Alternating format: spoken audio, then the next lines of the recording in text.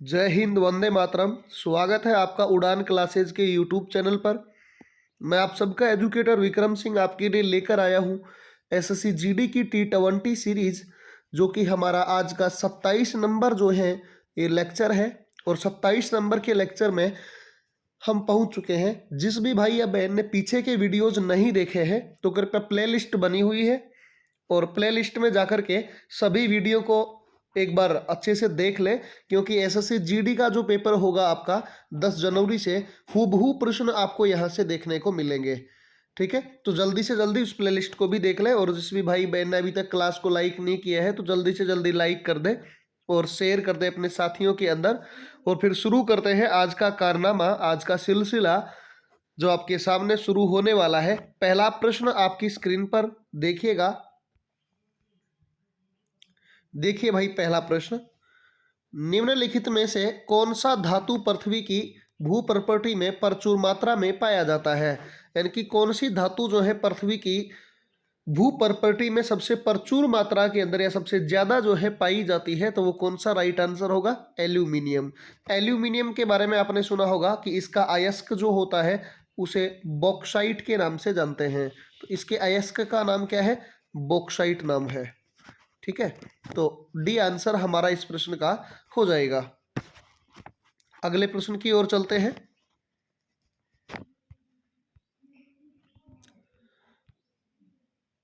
देखिए अगला प्रश्न, निम्न में से कौन नागरिकता के अर्जन हेतु शर्तों के नियम करने के लिए सक्षम है? तो नागरिकता के अर्जन के शर्तों के हेतु कौन सा जो है नियम करने के लिए सक्षम है? तो नागरिकता देने के लिए, नागरिकता प्राप्त करने के लिए जो नियम दिए जाते हैं वो किसके द्वारा दिए जाते हैं, इसके बारे में बात पूछ रहा है आपसे। तो संसद के द्वारा जो है ये दिए जाते हैं। तो राइट आंसर हमारा क्या हो जाएगा? डी आंसर हो जाएगा। चलते हैं नेक्स्ट प्रश्न की ओर। देखिएगा नेक्स्ट प्रश्न, देखो, नागरिकता अधिनियम 1955 के अंतर्गत पंजीकरण द्वारा भारतीय नागरिकता प्राप्त करने के लिए भारतीय मूल के व्यक्तियों को भारत में कितने वर्ष बिताने होंगे? यानी कि भारत में जो नागरिकता प्राप्त करने का, जो पंजीकरण से जो नागरिकता प्राप्त करने का जो अधिकार था, उस अधिकार के तहत जो है 1955 का जो नागरिकता अधिनियम जो आया था, नागरिकता संशोधन अधिनियम जो आया था, उसके तहत भारत को कितने साल तक कोई आदमी भारत में रह सकता है और फिर उसको पंजीकरण से जो है नागरिकता दे दी जाएगी। तो कितने वर्ष तक रहना पड़ेगा उसे? 7 वर्ष तक भारत में रहना पड़ेगा। और नागरिकता प्राप्त करने के कितने तरीके हैं हमारे पास? हमारे संविधान में 5 तरीके जो है दिए गए हैं जिनसे आप नागरिकता प्राप्त कर सकते हैं। ठीक है, चलते हैं अगले प्रश्न की ओर। देखिए, निम्नलिखित में से कौन राज्यपाल की नियुक्ति करता है? यानी कि गवर्नर की जो है अपॉइंटमेंट कौन करता है, गवर्नर को नियुक्त कौन करता है उसके पद के ऊपर? तो आप अच्छे से जानते हैं गवर्नर किसके बिहाफ पर नियुक्त किए जाते हैं? तो भारत का जो राष्ट्रपति होता है, राष्ट्रपति के तहत जो है इनको राष्ट्रपति की सलाह मंजूरी पर इन्हें जो है नियुक्त किया जाता है प्रत्येक राज्यों में। और एक ही गवर्नर 2 या 2 से अधिक राज्यों का राज्यपाल हो सकता है या गवर्नर हो सकता है। ये राष्ट्रपति के प्रसाद पर्यंत काम करता है। राष्ट्रपति जब चाहे इसे हटा सकता है, जब चाहे इसे जो है गवर्नर बना सकता है। तो ये राष्ट्रपति के ऊपर डिपेंड है। चलिए अगला प्रश्न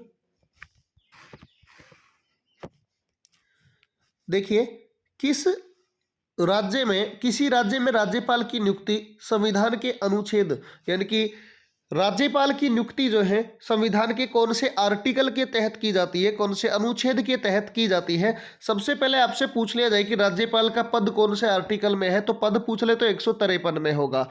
ठीक है, फिर राष्ट्रपति की नियुक्ति पूछ रहा है तो कौन से आर्टिकल के तहत राष्ट्रपति की नियुक्ति राज्यपाल की नियुक्ति राष्ट्रपति द्वारा की जाती है? तो राइट आंसर हो जाएगा अनुच्छेद 155। अनुच्छेद 155 के तहत राष्ट्रपति प्रत्येक राज्यों में राज्यपाल की क्या करता है? नियुक्ति करता है। तो 55 नंबर आर्टिकल इसका राइट आंसर हो जाएगा, यानी सी आंसर सही होगा। चलिए अगला प्रश्न देखो, पुरानी किताबों का कागज भूरा किस कारण से होता है? आपने पुरानी किताबें देखी होंगी आपके घर में, तो उन पुरानी किताबों का जो पेज होता है, पेज का कलर भूरा भूरा हो जाता है, वो किस कारण से होता है, ये पूछा गया। और ये पेपर 1000 बार कोई एसएससी पूछ चुकी है इस प्रश्न को। तो ध्यान से सुनना, ये प्रश्न बार बार ऐसे एज इट इज यही ऑप्शन आते हैं, सेम टू सेम डिट्टो एकदम ऐसे कैसे पूछा जाता है। ठीक है, तो इसमें देखिएगा इसका राइट आंसर हो जाएगा सेल्यूलोज के ऑक्सीकरण से, यानी कि सेल्यूलोज के ऑक्सीकरण होने से जो है किताबों के पेज जो होते हैं उनका भूरा रंग हो जाता है। तो राइट आंसर डी हो जाएगा। चलिए अगला प्रश्न, निम्नलिखित में से सबसे प्रबल ऑक्सीकारक एजेंट क्या है? सबसे प्रबल ऑक्सीकारक एजेंट क्या है? तो राइट आंसर होगा फ्लोरीन। क्या होगा? फ्लूओरिन जो है इसका राइट आंसर हो जाएगा। चलिए अगला प्रश्न, पौधों में पत्तियों की सतह पर उपस्थित सूक्ष्म रंध्रों के नाम लिखिए। यानी कि जो हमने पौधे की जो पत्तियां होती है ना, उसमें जो बारीक बारीक रंध्र होते हैं, यानी कि छोटे छोटे जो छिद्र होते हैं, उन छिद्रों को क्या कहते हैं? तो उन्हीं छिद्रों को हम रंध्र के नाम से या स्टोमेटा के नाम से जानते हैं। यानी बी आंसर इसका राइट हो जाएगा। अगला प्रश्न देखिए, जड़ परजीवी के रूप में व्यवहार करने वाला पौधा है। यानी कि जड़ परजीवी के रूप में व्यवहार करने वाला पौधा कौन सा है? तो इसका राइट आंसर हो जाएगा कुसकुटा। क्या हो जाएगा? कुसकुटा इसका राइट आंसर हो जाएगा। जो भी आप इसे बोलना चाहे, तो सी आंसर इसका सही होगा। अगला प्रश्न देखिएगा, क्यूटिकल अनुपस्थित होता है या क्यूटिकल अनुपस्थित होती है। क्यूटिकल किस में अनुपस्थित होती है? तो क्यूटिकल जो होती है ये जड़ में अनुपस्थित होती है, यानी सी आंसर सही होगा। अगला प्रश्न देखिए, ठंडे प्रदेशों में शीतकाल में झीलें जम जाती हैं।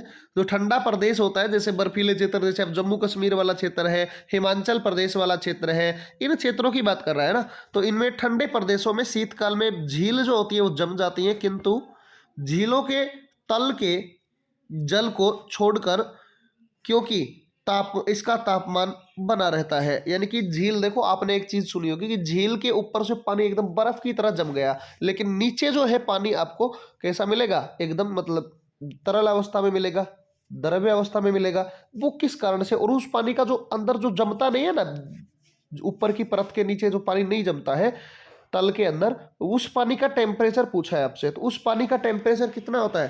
4 डिग्री सेल्सियस। कितना होता है? 4 डिग्री, यानी कि 4 डिग्री सेल्सियस जो है ये उसका आंसर होता है, तापमान होता है। चलिए अगला प्रश्न देखो, बादल किस कारण से वायुमंडल में तैरते हैं? बादल किस कारण से वायुमंडल में तैरते हैं? तो बादल किस कारण से वायुमंडल में तैरते हैं? लो डेंसिटी के कारण, यानी कि निम्न घनत्व के कारण जो है बादल जो है किस में तैरते हैं? वायुमंडल में तैरते हैं। बी आंसर सही होगा। अगला प्रश्न देखिए, ठंडे प्रदेशों में अत्यधिक ठंड के समय पानी के पाइप फट जाते हैं, क्योंकि आपने देखा होगा कि सर्दियों में किसी ने, आप में से कोई, सभी देखो जमींदारों के बच्चे हैं, आपने देखा होगा कि अपने खेतों के अंदर जब पाइप लाइन बिछी होती है पानी लगाने के लिए, सिंचाई करने के लिए, तो बरस जब कई बार इतनी भयंकर, जो आपने देखा होगा कि पाला सा जमा होता है, उसके कारण पानी की जो पाइप होती है उसमें पूरे में पानी पानी जो होता है वो बर्फ के रूप में परिवर्तित हो जाता है। और जैसे ही बर्फ के रूप में परिवर्तित होता है तो उससे पाइप फट जाती है। वो किस कारण से होता है? क्योंकि जल क्या करता है? जल जमने के बाद फैलता है। क्या करता है? जल जमने के बाद, यानी कि हिमनीकृत होने के बाद में फैलता है, और जो है जल के रूप में आने के बाद में वो सिकुड़ता है। तो जल क्या करता है? हिमीकृत होने से फैलता है। क्या करता है? हिमीकृत होने से जल जो है ये फैलता है, एक्सपेंड करता है। ठीक है, चलते हैं अगला प्रश्न। अगला प्रश्न देखिएगा, इंसुलिन की खोज हुई। इंसुलिन की खोज किसके द्वारा की गई थी? इंसुलिन की खोज जो है किसके द्वारा की गई थी? तो एफ बेंटिंग के द्वारा। किसके द्वारा? एफ बेंटिंग के द्वारा जो है इंसुलिन की क्या की गई थी? खोज की गई थी। चलिए अगला प्रश्न,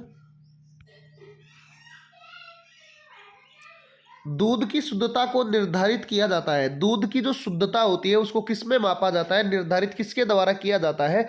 तो दूध की शुद्धता को मापा जाता है लैक्टोमीटर में। किस में मापा जाता है? लैक्टोमीटर में, यानी बी आंसर इसका सही होगा।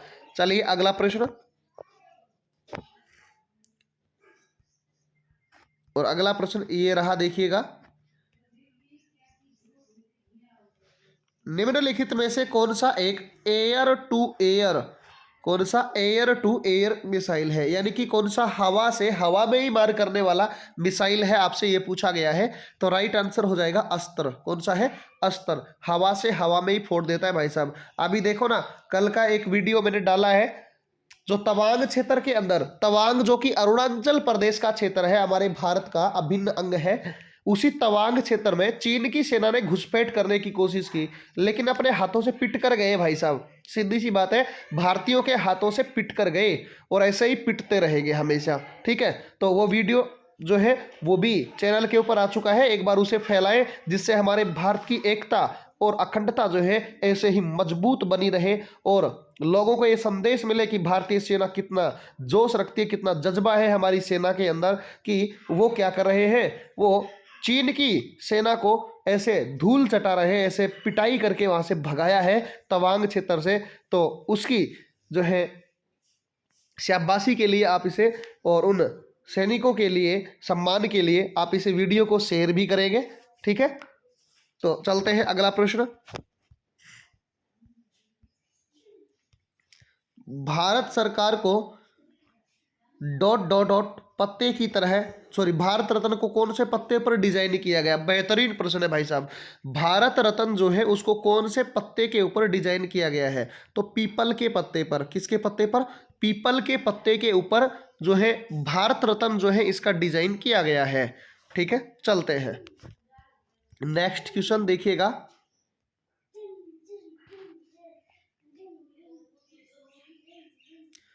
द आइडोसिटी ऑफ होप नामक पुस्तक किसने लिखी है, यानी कि पुस्तक पूछी गई है, इस पुस्तक के लेखक कौन है? इस पुस्तक के लेखक का नाम होगा अमेरिका के पूर्व राष्ट्रपति बराक ओबामा। कौन होंगे? बराक ओबामा इसका राइट आंसर हो जाएगा। चलते हैं आज के मिसलेनियस बिंदु की तरफ, और देख लीजिए, आपको नाम देखकर ही पता लग रहा होगा, हमारे भारत की सबसे पवित्र नदी गंगा नदी के बारे में हम चर्चा करने वाले हैं। गंगा नदी तंत्र के बारे में डिटेल से विद एक्सप्लेनेशन हम बात करेंगे एकदम। एक भी प्रश्न आपका यहाँ से बचने वाला नहीं है, सुनिएगा ध्यानपूर्वक आप यहाँ से। जिससे पहले एक बार वीडियो को शेयर कर दे, फिर दिखाता हूं मैं आपको गंगा नदी। देखिएगा भाई साहब, यहाँ पे आपको दिख रहा होगा, अब ये दिख रहा होगा आपको केदारनाथ। ठीक है, केदारनाथ से एक नदी निकल कर आ रही है, देखो ये आ रही है ऐसे बहती हुई, और इस नदी का नाम है भागीरथी।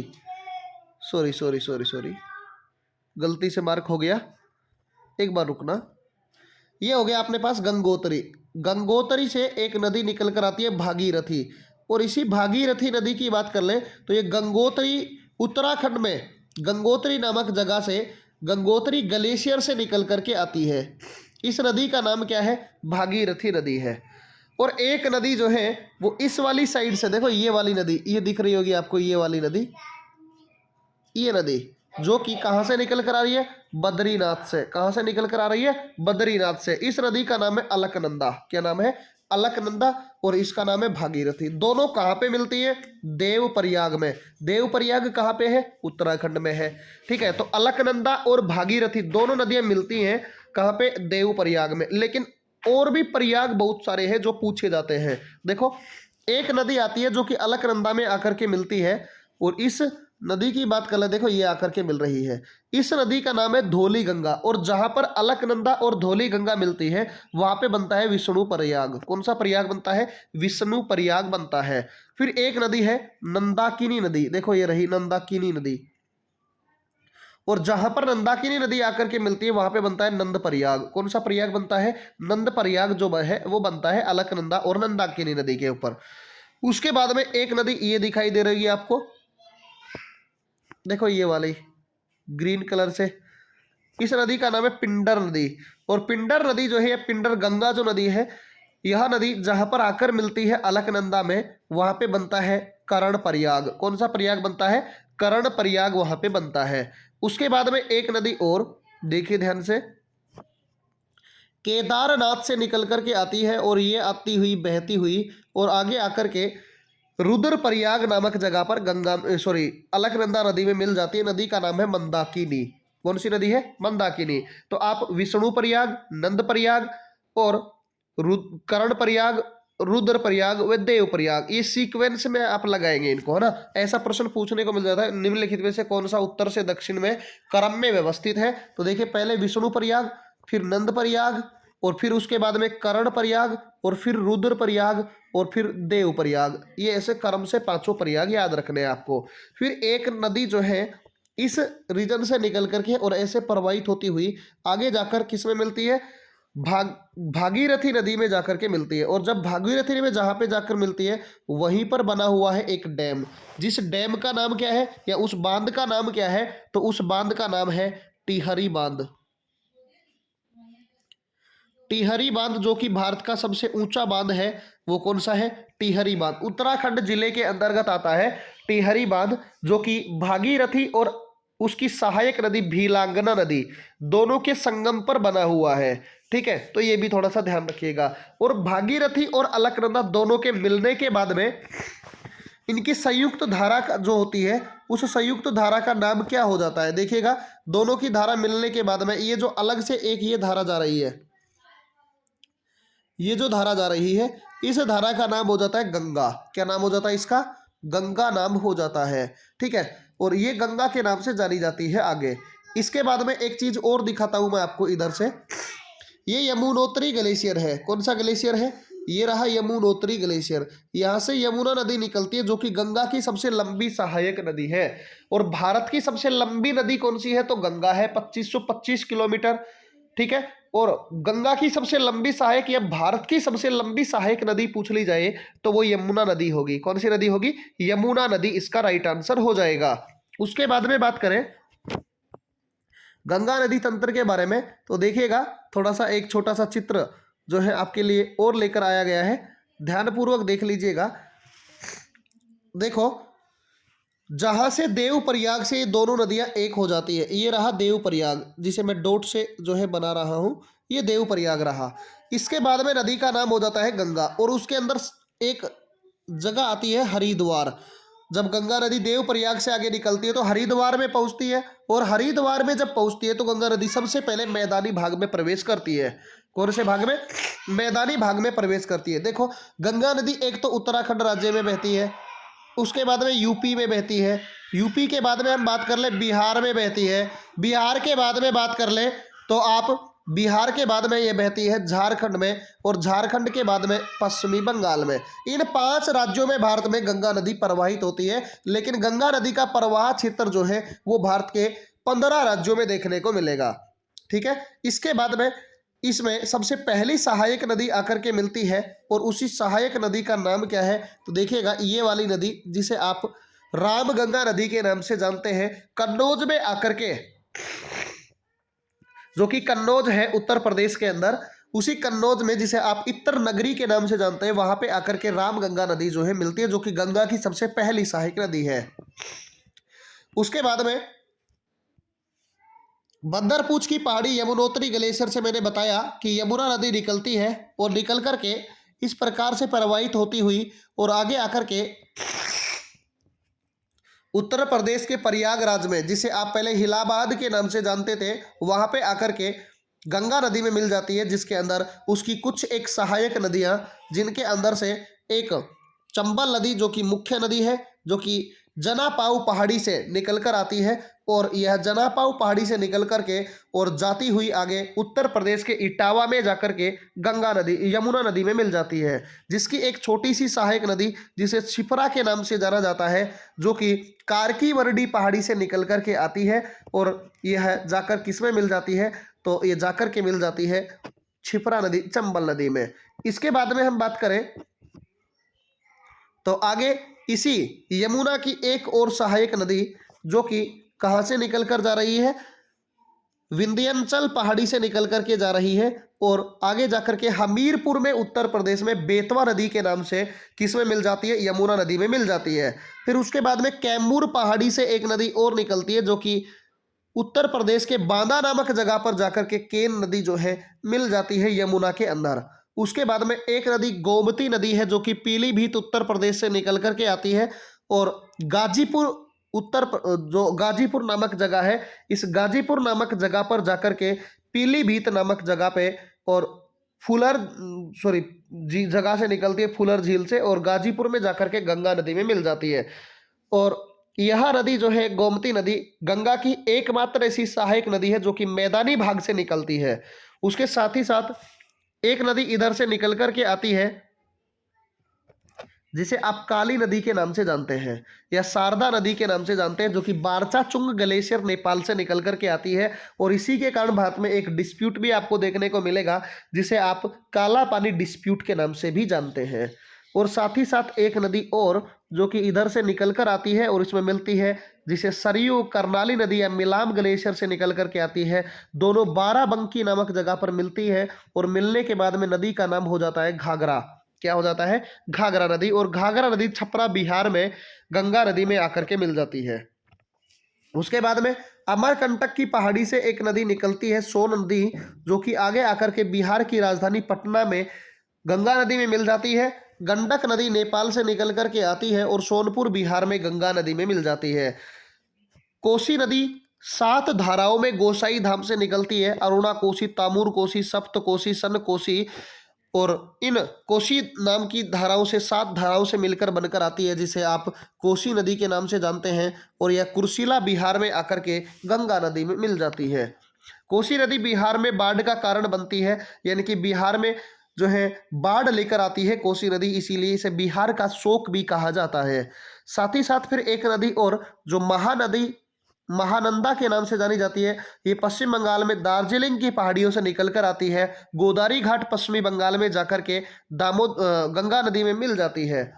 इसके बाद में गंगा नदी के ऊपर एक फरक्का नाम से बैराज बना हुआ है और उसी फरक्का नाम के बैराज के बाद में जो है गंगा नदी जो है इसकी एक धारा निकालकर जो है भेज दी जाती है जिसे आप हुगली के नाम से जानते हैं।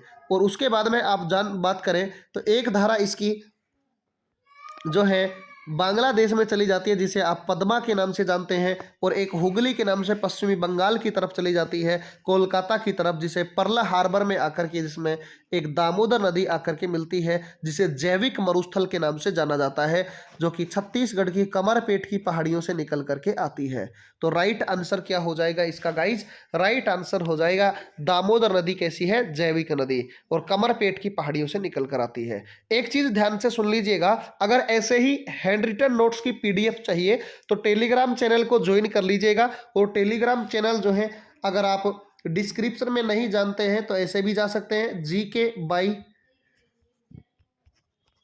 विक्रम सर के नाम से अपना टेलीग्राम चैनल है। यहाँ पे भी आप जाकर के और टेलीग्राम में ज्वाइन होकर के ज्योग्राफी बाई विक्रम सर के नाम से पीडीएफ मिल जाएगी। उस पीडीएफ को वहाँ से उठाकर भी पढ़ सकते हैं। पूरा कंटेंट आपको वहाँ पे हैंड रिटन नोट्स भी मिल जाएंगे। तो जल्दी से जल्दी जाकर उसे भी ज्वाइन कर लें। और चैनल को अभी तक किसी ने सब्सक्राइब नहीं किया है तो जल्दी से जल्दी चैनल को सब्सक्राइब कर लें। फिर आगे का सिलसिला शुरू करते हैं। 2008 की बात करता हूँ। 2008 में गंगा नदी को राष्ट्रीय नदी घोषित किया गया। कैसी नदी? राष्ट्रीय नदी घोषित किया गया। और 2009 में इसमें पाई जाने वाली डॉल्फिन मछली को क्या किया गया? राष्ट्रीय जलीय जीव घोषित किया गया भारत का। ठीक है। इसके बाद में गंगा नदी में बैक्टीरियोफेज नाम से वायरस पाया जाता है। और उसी वायरस के कारण आपने सुना होगा गंगा नदी का पानी जो है जल्दी से खराब नहीं होता है। तो किसके कारण नहीं खराब होता है? बैक्टीरियोफेज वायरस के कारण खराब नहीं होता है, जो कि पानी को खराब नहीं होने देता है। ये हमेशा आपको शुद्ध ही मिलता है। तो इसका राइट आंसर भी ये हो जाएगा। गंगा की सहायक नदियां आपको अभी मैंने समझा दी हैं। गंगा के किनारे बहुत सारे शहर स्थित हैं, जैसे देवप्रयाग है, हरिद्वार है, ऋषिकेश है, कन्नौज है, कानपुर है, आपने अभी सुना भागलपुर है, और प्रयागराज जिसे इलाहाबाद कहते हैं, छपरा है, बिहार की राजधानी पटना है, कुर्सिला है, गाजीपुर है, गोदावरी घाट है, ये सारे के सारे, सोनपुर वगैरह जो है ये कौन सी नदी के किनारे स्थित है? तो ये सारे के सारे शहर जो है गंगा नदी के किनारे स्थित है। तो आज के सेशन में हमने गंगा नदी के बारे में डिटेल एनालिसिस किया। मैं उम्मीद करता हूं आपको बेहतरीन तरीके से समझ में आया होगा। ये प्रश्नों का जो काफिला आपके लिए चलाया गया है, आपकी तैयारी के लिए जो चलाया गया है, तो जिस भी विद्यार्थी ने अभी तक क्लास को लाइक नहीं किया है तो जल्दी से जल्दी लाइक कर ले मेरे भाई, और साथ ही साथ चैनल को सब्सक्राइब नहीं किया तो सब्सक्राइब भी कर ले। आज के सेशन में हम इतने ही बिंदुओं के बारे में बात करेंगे। मिलते हैं नेक्स्ट सेशन में नए जोश नई उमंग के साथ। धन्यवाद।